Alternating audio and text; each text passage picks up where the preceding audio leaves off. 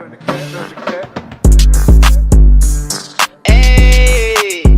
hey, we in the fucking studio, nigga. You already know the fucking vibes. No cap. Booze in my pocket, doctor say I'm getting sick. I'm dripping in his island, now they think I'm hitting licks. Boy, I bust up and found a plan to make it rich. Middle finger up, for a hater in this bitch, boy, on my side. Let's get it poppin' like some high fries. I told him fuck the runner, cause I'm trying to catch the top guy. Give it up. This is a coochie van, no duty truck. Say you got the soldier here, and we shoot it up. Niggas always capping nowadays, ain't nothing new. Pillow talking for the hoes, get clapped for acting cool. Pistol packing, double D's, and all these hoes, we in the stew. You move on, bitches popping out just like a zoo. We're gonna watch a murder mystery. Oh, sure. Well, we're gonna watch a murder mystery. We're gonna end the stream with probably like a murder mystery or two, maybe two, but we're gonna start with this one.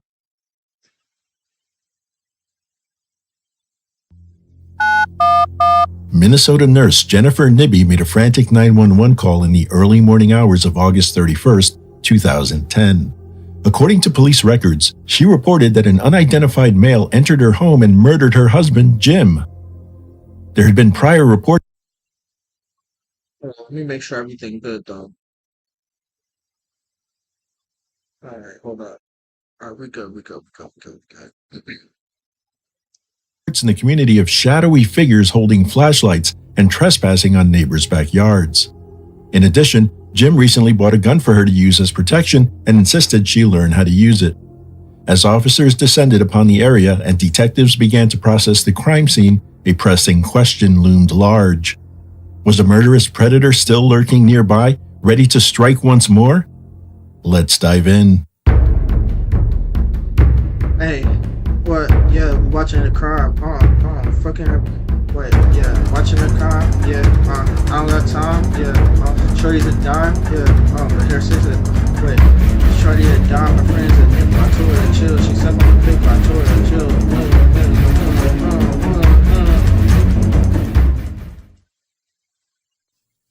Jennifer and James Nibby shared a home with her 16-year-old son in Blue Earth County, Minnesota. They had no children in common. Born and raised in Mankato, 26-year-old James, also known as Jim, graduated from Minnesota West Community and Technical College in 2002. He then began working with Maple River Electric as an apprentice electrician. Jim was an avid hunter who was also passionate about golf and do-it-yourself projects. He hailed from a large, loving family with strong roots.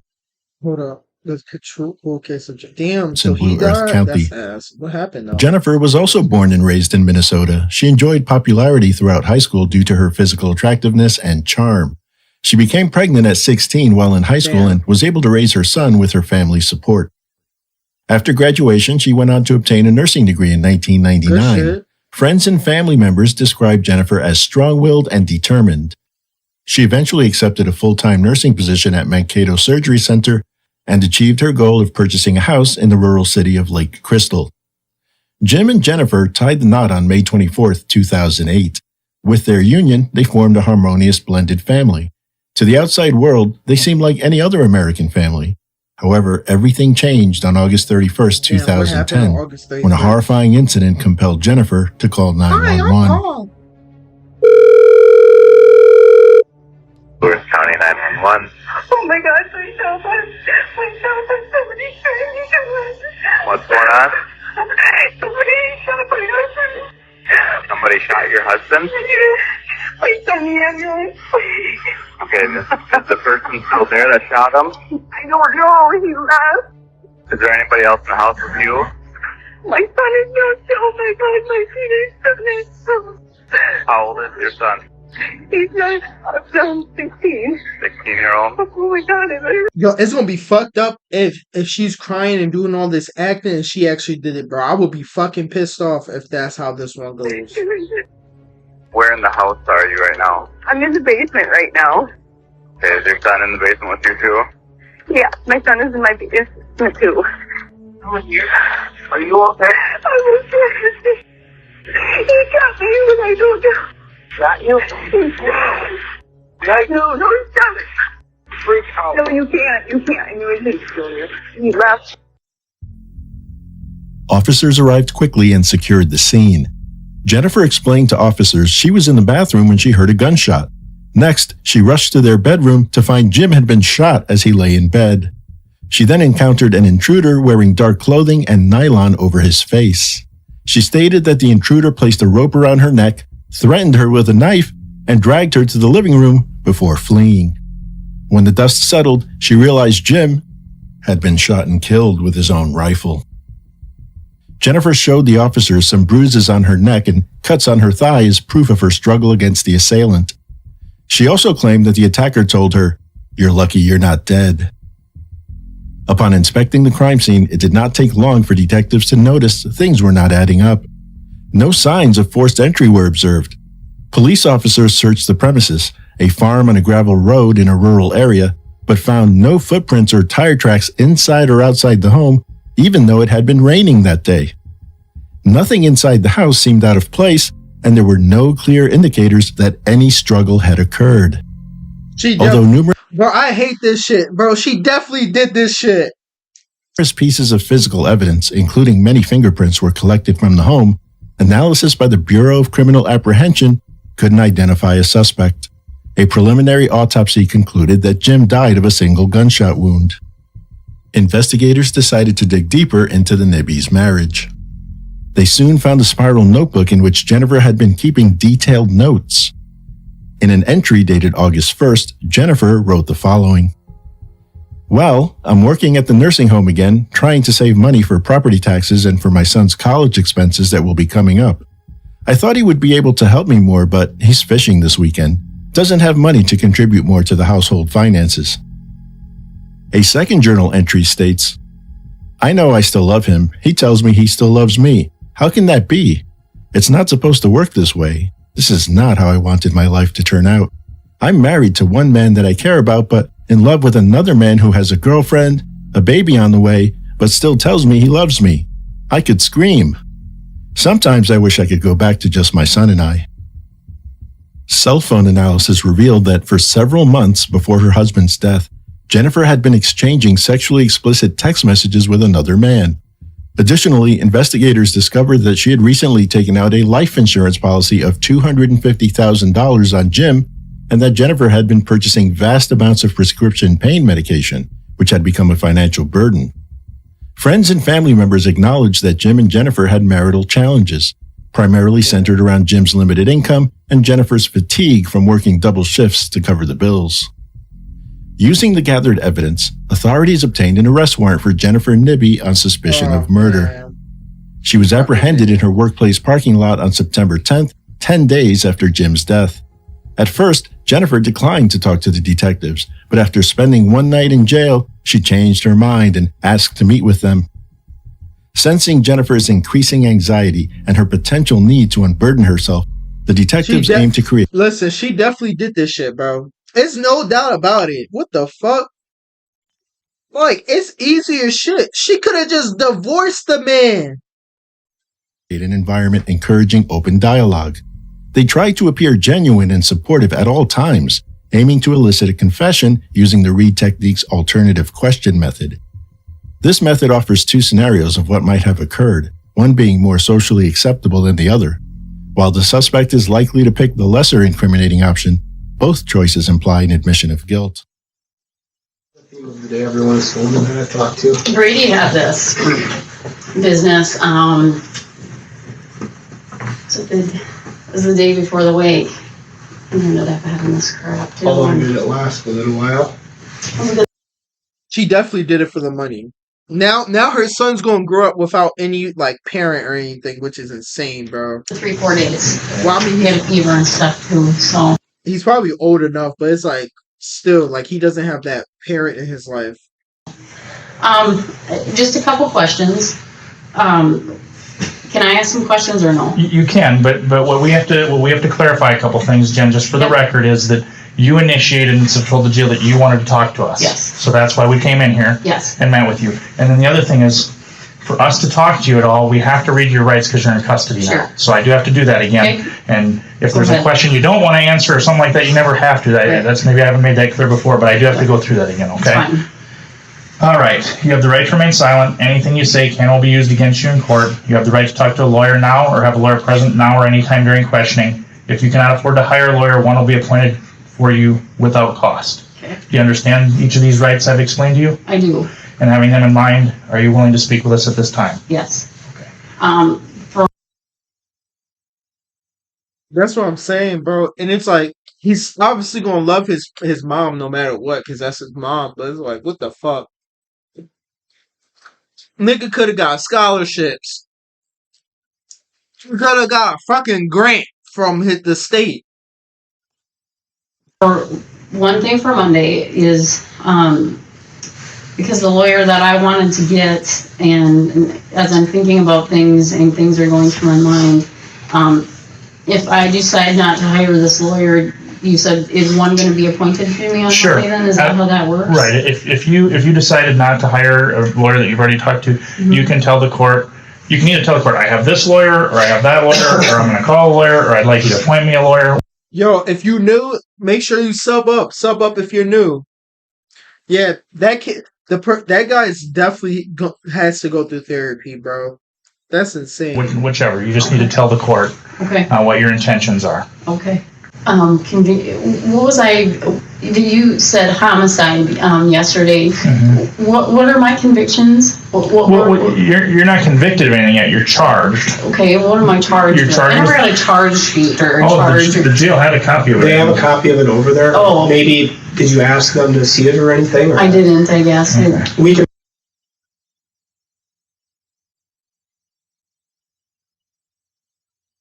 Yeah, this is just an insane situation, bro. Like, imagine like you try to go to college and your mom trying to make the money. So instead of like, helping you with scholarships, she kills her fucking husband. Like, you know how insane that is? I'm just saying. Make that happen too. We go back. Right, but I can tell you it's second degree Okay. murder is what you're charged with. Okay. That's And what does that entail? Well, I think it's second degree intentional murder. Yo, his college paper gonna be fired. Not like in a good way, but like, colleges eat that shit up. A sob story. Is what you're charged with. So that just means that you intended to kill somebody. It's if you accidentally shoot somebody, that's generally charged as manslaughter, for instance. Like if you're being careless with a gun, doing something crazy and it goes off, a lot of times you'll see guys think a gun's unloaded and they point it and pull the trigger and it's not. That's oftentimes charged like as a manslaughter because it was an accident, but you were still doing something that you really shouldn't have been doing, Then you'd be charged with manslaughter. I do think at the end she hated the husband just because like he wasn't doing shit that he was supposed to. Instead of like helping with the bills and shit, he was going hunting. So she definitely started to hate him, but in the beginning I don't think she did. I think she actually loved him, but he just wasn't doing his part. And I'm not excusing what she did. I'm just saying that's probably how her mindset. She got to be a little mental, honestly. It's 11/11. Make a wish.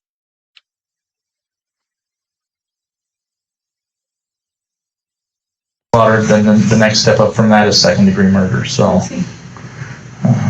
so that's the situation.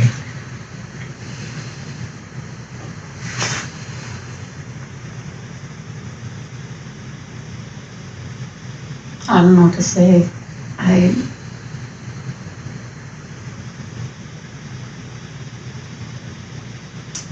want this to go away. I know. I know it's not going to.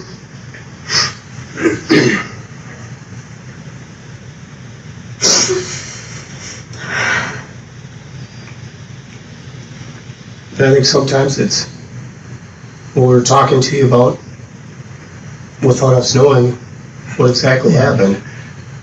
Yeah, it's definitely not equal, but he could have did a little more, like try to like bring in some more money, but like I said, we're not excusing her behavior. She did something real bad and fucked up. Like I said, I mean, we know about the drug stuff, John. Okay, if you're out of your mind on drugs, you're out of your mind on drugs. That's okay, but we need to know that and hear it from you. I guess is the only thing, I have an addiction to prescription painkillers. Okay. When did it start? I'm so ashamed. It's okay. I call prescriptions in for myself. I'm just so much. It's okay. A lot of people have things happen, and a lot of people make mistakes. You're not the only person that's ever been addicted to prescription pain medication. It's okay.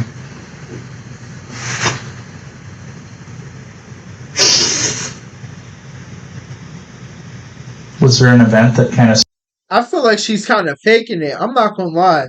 Like this, I feel like she's trying to build a case so she could get off easier or go to some type of facility. started that off that precipitated that? Did you get injured or something, or just? I injured my ankle a while ago, and it got worse after.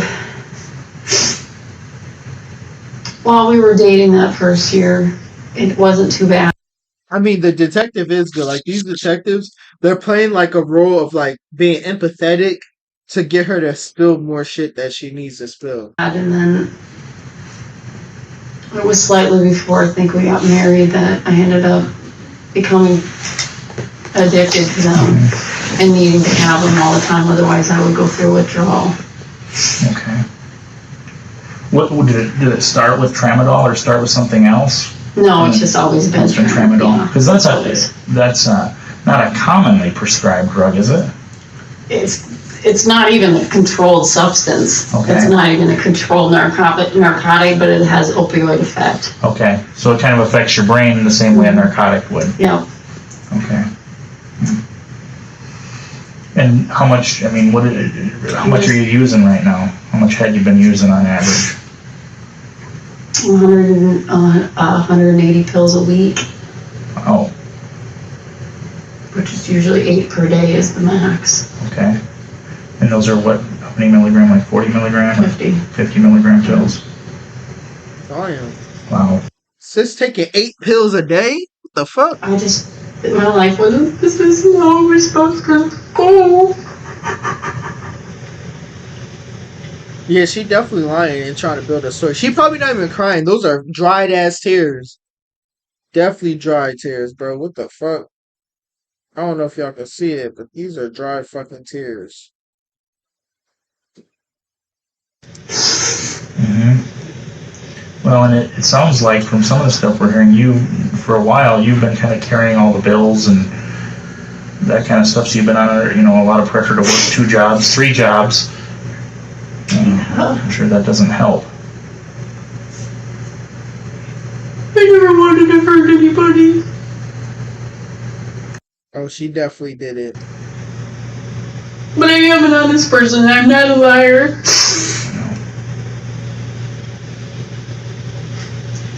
And I've always taught that to my son.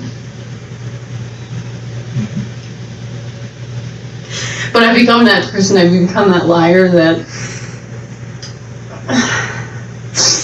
finding excuses why I'd be late for work and stuff, and a lot of it was the meds. A lot of it was the using.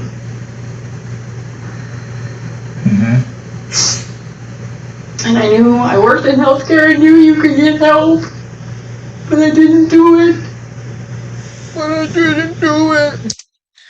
But that motherfucker, I'm telling you, that motherfucker right there is not real.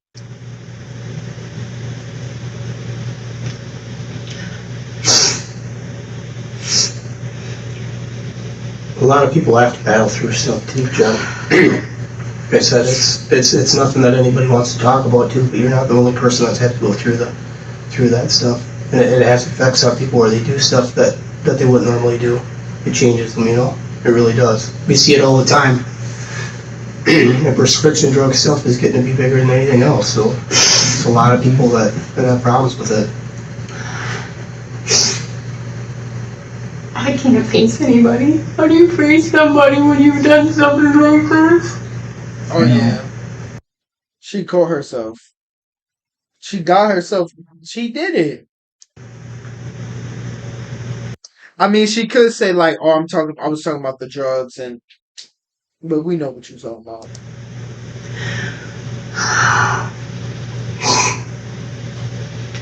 it was like I was there, but I wasn't. Like you were not in your person watching yourself do something and... The devil. Get rid of it. That's what I'm saying. She definitely Was there just, voices telling you she definitely just admitted she did it, chat. Like, shit is crazy. that? Did you feel like you were hallucinating? I don't know.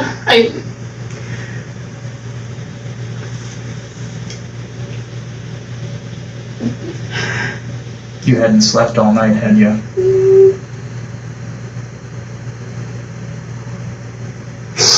I could tell that morning you looked like you'd been up for hours and hours.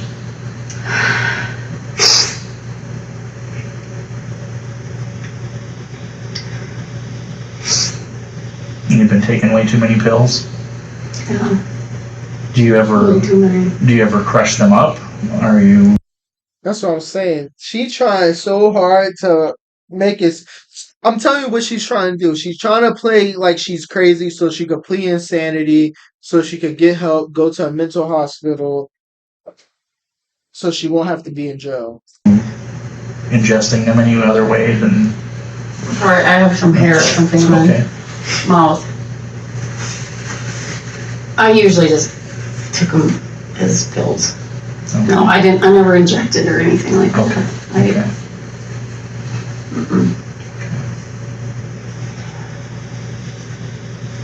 Is it kind of a secret you were keeping too, or did other people know about it much? Nobody knew about it. Nobody knew about it. Getting harder to keep that secret, or?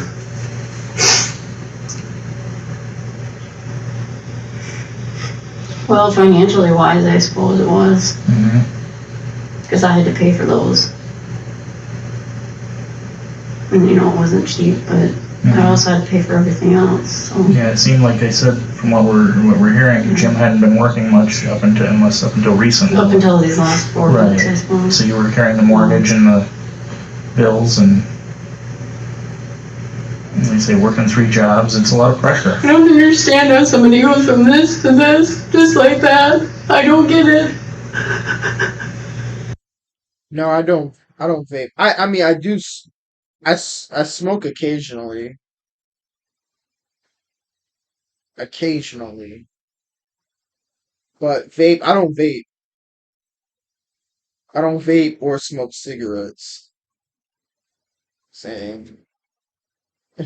Only that goods out that come from the earth. Fucking the bitch and I put her in dirt. I put her in her back and you know where I'm at. She put her in her back and knows it's fat. Yeah, yeah.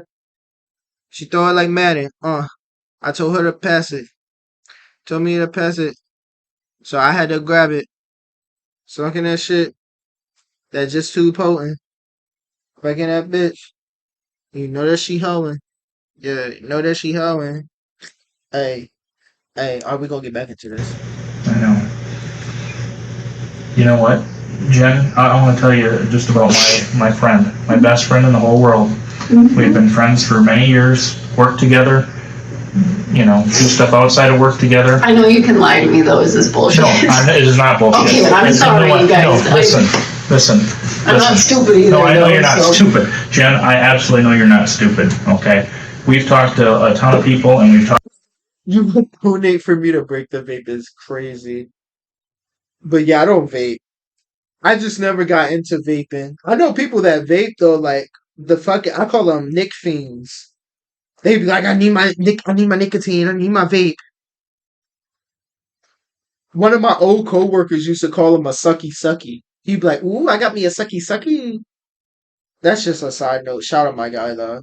I ain't gonna lie, I miss a lot of my old coworkers, bro. I miss a lot of them, bro. Those were my guys, bro. I need to hit them up. Shout out my man's Rob, my man Demont, my man Molly Mao, Chip, all them niggas, bro. They my guys, bro.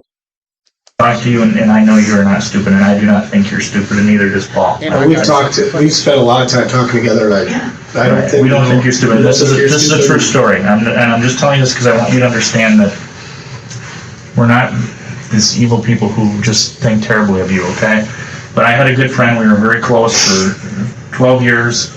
partners at work, hung out outside of work. We were like this. You saying what the fuck to the sucky sucky? That's what he called it. Yeah, he called it a sucky sucky. Okay, we're kind of like you and Carrie. You know what I mean? We're tight. And he had hurt his back and then he had hurt his knee, both on work-related injuries, and he had gotten hooked on pain pills. He was taking oxycodone though, but same effect on the brain probably. And I had no idea, and he had gotten addicted, and he was doing the same types of things, internet pharmacies, taking all these pills, and it destroyed his life. It destroyed our friendship. He ended up losing his job. I mean, and he was out of his mind, and he was doing crazy things. And this was my best friend, and I'm like, this can't be.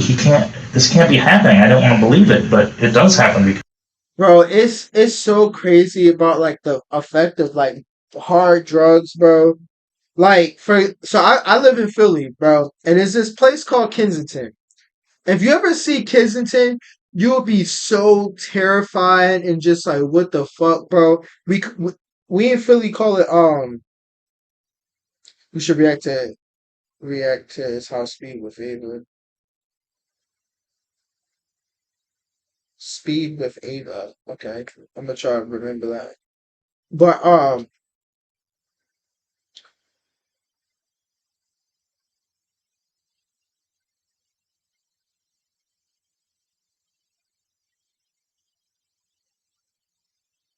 I might do that, or I might do it tomorrow. Just remind me. You know what? I'll screenshot it for later. See if I remember it. Let's make sure. So I just screenshot it. But yeah, bro.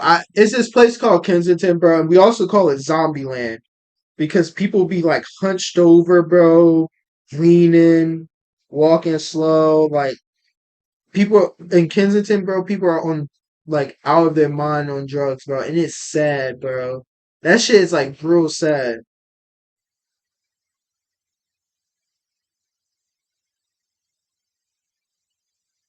it controls you. And this is not a BS story. I swear to you, it's a true story. So I can't relate personally, like I can say I've been in your shoes, but I've seen it before. Okay, I've seen it before up close, and it's very powerful. And like I've said before, it makes people do things that they wouldn't do in a million years. And we can't. None of us can go back and undo what's happened. Okay? As much as you want to, okay, I know you want to, but we can't. God, if I could give it back in our feet, I would. What? If I could give it my life, I would.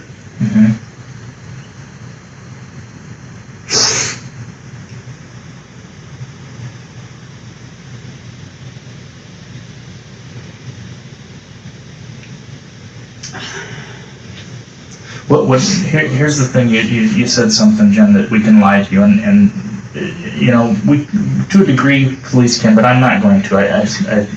I'm not going to lie to you. Claiming I won't lie to you nor interrogation can be seen as risky. The subject might.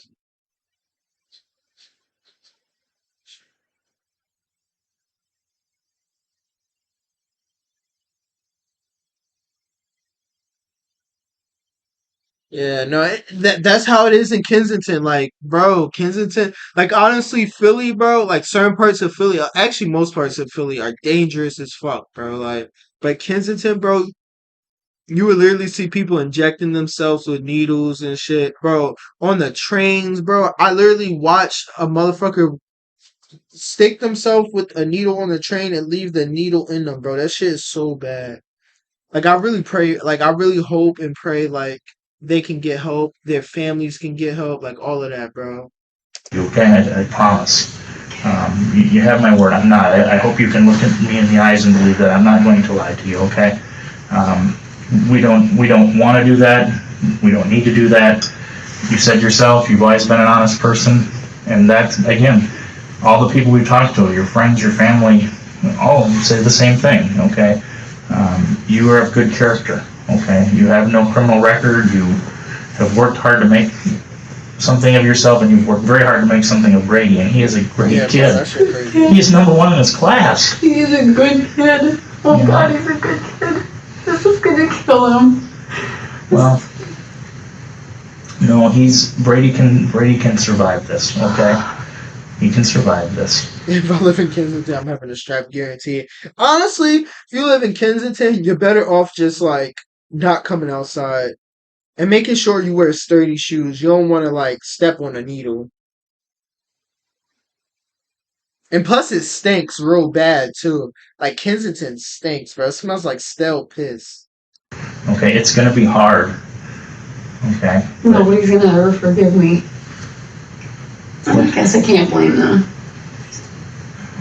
But so sometimes they will, though. I don't know that I would say that. I don't say that would necessarily be the case.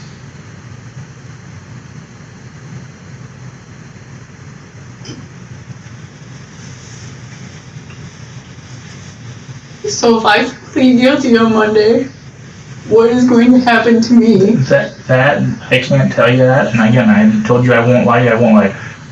I don't know. Okay, all those decisions, our job, Paul's job, my job, we're not here to judge you.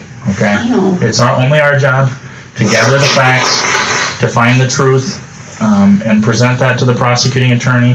They make the decision on charges. You know, the judge has input on, all those things on sentence, and that's all, that's all stuff we're getting, the cart kind of ahead of the horse here, But, what I can tell you, that the only thing we can do for you is try and present your story fairly and accurately. Did y'all at least call the police? And that's what I've promised people before is I won't twist things, okay? I won't try to portray you as something that you're not, okay? I'm not going to try to just put spin on it, you know what I mean? I can promise you, that's the thing I promise you, is that I can make sure that what is real and true and accurate goes forward. And if you present, I would never go to the court and say, oh, I think Jennifer has, been a terrible mother and a terrible wife. I don't think those things at all. I think that, you've done the right things, okay? And I would be honest in that, okay? What would happen to you, what potential sentences and those kinds of things, man, that's all for people above us. That's for prosecuting and attorneys to make on charging decisions and judges, that's all beyond us. I can't make that up. That's just the way Are they going to make me reenact everything? No, I don't. To enter a guilty plea, you have to give some statement of what happened for the judge to be satisfied that it's believable and he accepts it and all those things. Because sometimes, crazy as it sounds, sometimes people who didn't do things sometimes do claim to have done something, and so the judge has to make sure that he believes that. But as far as actually reenacting things, no. What, they had Hawk working at the front desk? And I think, too, a lot of, what we do, too, is for courts and for our job for that, but a lot of what we do, too, is for people that are left behind. I personally would if I empathize with the family, too. Mm-hmm. I'm sure the town would want to know, too, exactly. Right. And that's the biggest question right now, probably, that the people we talk to have, is they want to know how and why, Mm-hmm. They just want answers, they want something that they can kind of wrap their mind around and, say, well, okay, this is why this all happened. And we kind of got a little bit of a window into things through our investigation too, but again, we weren't there, so. There's just so many things going through my head, I don't know.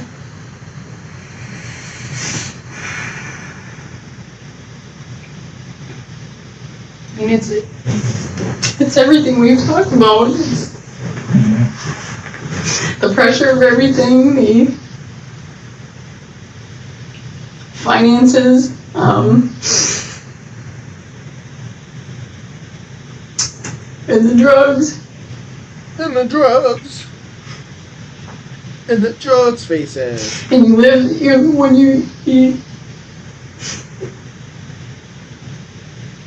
live your day for that next fix. Mm-hmm. Okay, now she dragging it. Someone who's on drugs is not acting like this, I feel like. I don't know. Jim didn't know anything about this. either? Maybe she's a You were able to keep it from him? At least. For the most part, yeah. I would say it was my headache medicine or stomach medicine or.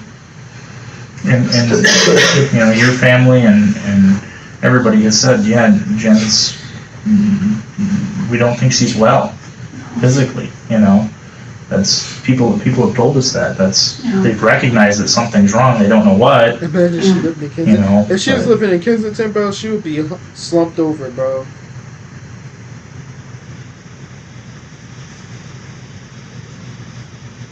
Like I said, it was me, but it wasn't me. I know.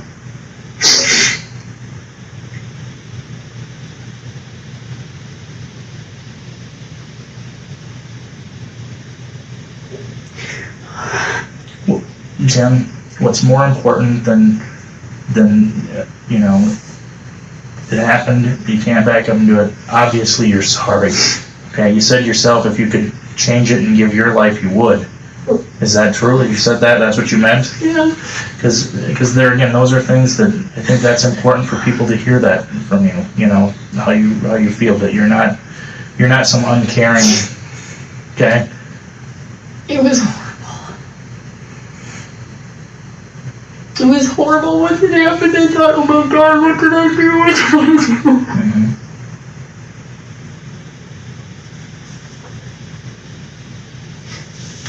Yeah, she's definitely trying to finesse so she could get an easier sentence, but she going. And that's why I made it look like someone tried to hurt me and came in. Okay. I want to make sure on a couple things though that are important. Okay. Brady had nothing to do with any of this. No. Swear. I swear to God. No, I swear to God. He doesn't know anything about it. He didn't help you set the scene up or anything. You truly didn't wake him up until afterwards. I swear to God. Okay. I swear on my life. I swear. Well, I know. I believe you if you swear that it's the truth. But I do. But I have to ask you that. Yes. I have to be clear on that. I do. Brady had absolutely nothing to do with it. He was so startled when I went down there, because I was on the phone with 911. When I went down there to ask him, he was asleep. You know, he was dead asleep, and I called his name twice, and then he finally woke up. You know, with the big eyes, like, what the hell is going on, Mom? Right. You know. So his reactions, which they seem like they're all very normal and appropriate for somebody in that situation, that's all legit. Yep. Okay. Brady knew nothing about it. Nothing. Okay. Nothing. Did anybody know about it? No. No. Terry, nobody? Nobody. Okay. Nobody. Okay. I believe you. How long had you been thinking about it, though, that night? I mean, like you say, you were up all night. I went to sleep at one point. Okay.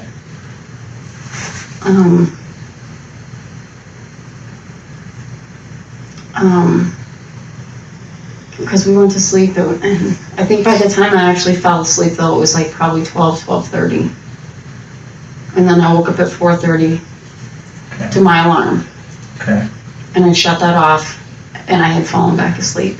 Okay. And then when it was 5:30,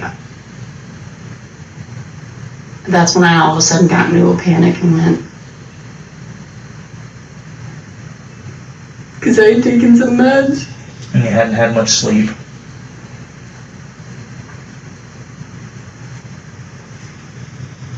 So, oh, it just makes me sick even thinking about it. I know. And what I did. I know.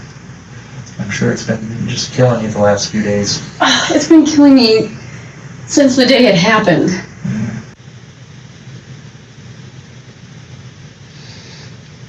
I just can't live with this lie. She definitely gonna tell them. And that's the first step that you've taken now, Jen, is you're recognizing that you are still a person with good qualities, okay? And you're on the right track to try and still be that person. You know what I mean?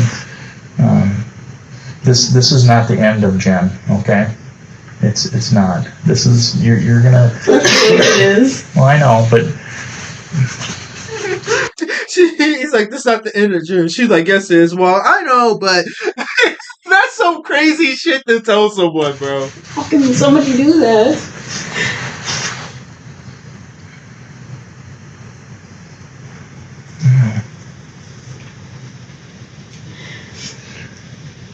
And I kept saying no, and it was like someone was telling me he's the devil. Telling you that Jim's the devil?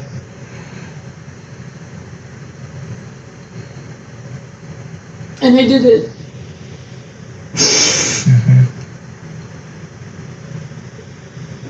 And then you thought, oh my God, what did I do?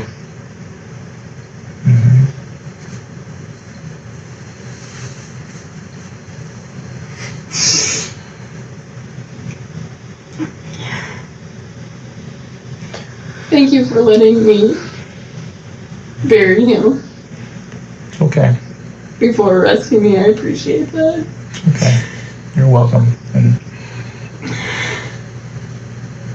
you deserve to have that. You deserve to have that closure and your say goodbye.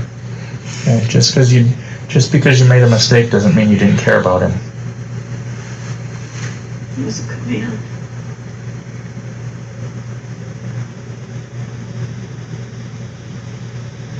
I need help though.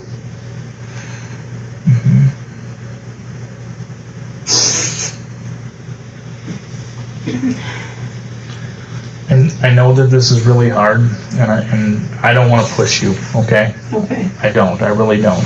And I'm not going to, and Paul's not either, okay? This is you, and I'm going to write the report that way. Okay. That Jen did this of her own volition. We didn't make her do this. She is a big person, is a person of strong enough character, and said, I'm going to be honest and do this, okay? Because that's what happened, right? Yes. And I guarantee I will make the report reflect that, okay? That is the way this happened, and I'm not gonna push you. I know you're having a very hard time with this, okay?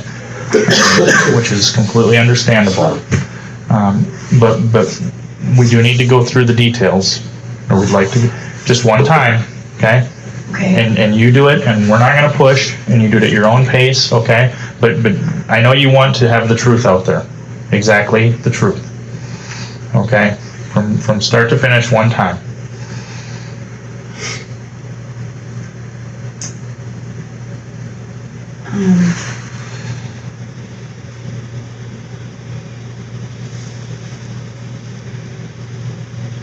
He about to pack her out of there. She's going to jail for life. I don't know where to start. I just Let's start Monday night. Monday Okay. night. Okay. Let's start Monday night. You're with Carrie, right? She was not doing well, not feeling well. Is that true? Yep. Okay, I thought it Yes, was. that was very true. Okay. So we went back home. Oh, this is horrible. I know. It's horrible, though, you guys. I know. And yes, I had to. Jim, there was a gun. Jim had bought for me. That's true too. That's very true. Okay. Jim bought the gun for me. Wanted me to learn how to target practice. Was he, when you got home Monday night? Was he already home, or did you get home first? He was home first, and then He I was got home, home. and you He got was there. outside dinking around. So I said, Okay. "You want to help?" Or I said, "Do you want me to target shoot? Because you've been wanting me to target shoot." He had bought me that gun. So we target shoot, or we did our target practice or whatever. Went inside, got a little to eat. Brady and I So you had our shot meatball first. fart. Yeah, I think we shot first, Then went inside. and then went inside to eat. Okay. Yeah. And then me and Brady had our little meatball fight. And so then I came back upstairs and had finished off the rest of the meatballs and the mashed potatoes, and Jim had been making some other leftovers and stuff for him. And then I put the dishes away, and I brushed my teeth, and then Jim and I went and sat on the couch and watched TV.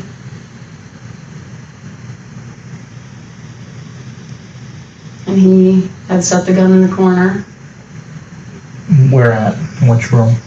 in the, but next to the sliding glass door. Okay. He set that in the corner, and I knew the ammo was up there too, Okay. because we had put that there. And he had showed you how to load the gun, how to and can, Yeah, because we went deer hunting the year before. I mean, he was trying to teach me how to do all that with any type of gun that he was getting me to use. So, and then we watched the news until 10:30 and went to bed.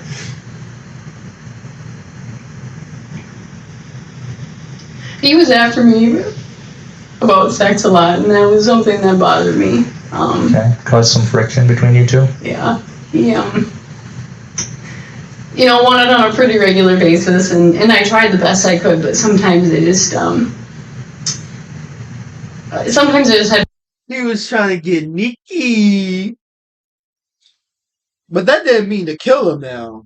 problems with that, and if he continue to push and push and push, it just ends up not being fun for the other person, you know. Right. So Just be tension. so there was resentment there, because it was a constant thing.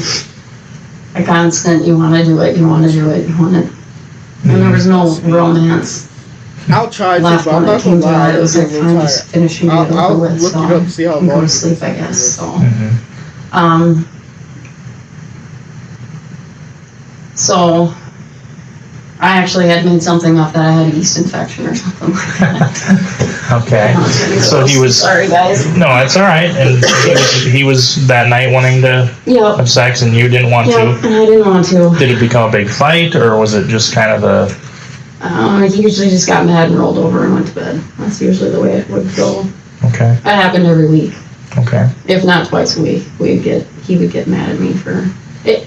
If he could have it every day, he could. But sometimes when you're approached in certain ways, it's just not fun anymore. So. So I laid there and I laid there. I had taken some pills before I'd gone to bed. Do you remember how many? Probably like 6 or 8. Damn. Which sometimes when I do that I have a hard time sleeping to begin with, because that is how it messes with you sometimes. Kind of like make you agitated. It does. It kind of keeps you up, makes you dream, stuff like that. And so I woke up alarm went off at 4:30, and I had shut it off.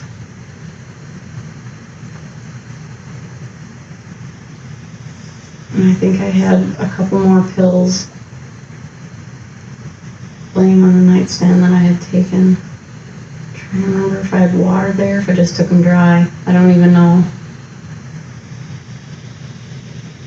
And I had fallen back asleep though. And I woke up at 5:30 in a panic.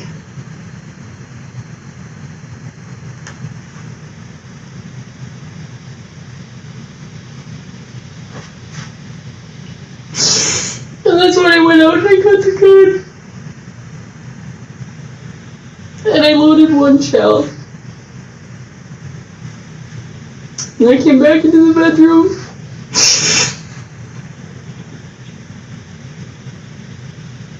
Was she about to hit it? And there was a throw blanket laying on the end of the bed.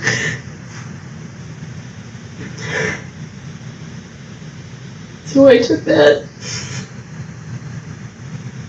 and kind of rested the gun on his shoulder. And they just kept saying, "It's the devil, it's the devil." And I pulled the trigger. It's okay. In March 2011, a Blue Earth County grand jury indicted Jennifer Nibby on 1 count of first-degree murder and 1 count of second-degree murder.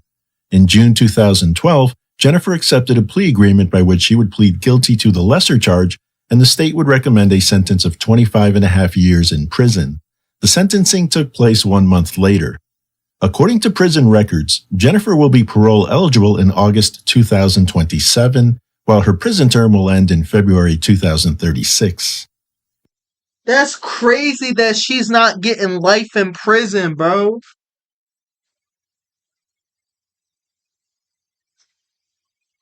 So she's eligible for parole in 2027 and can get out in 2036, bro. In 2014, a settlement was reached between Jennifer Nibby and the heirs and next of kin of James Nibby in a wrongful death lawsuit.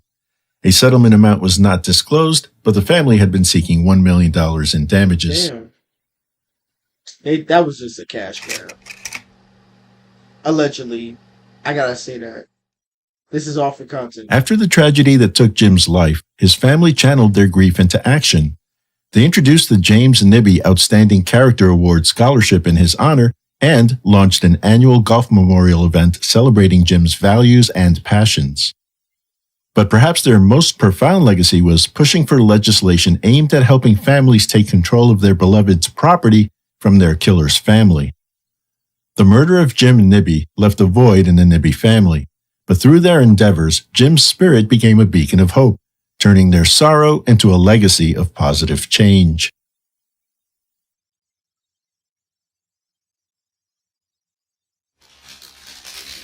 That was crazy, yo. What the fuck? I gotta see the comments real quick.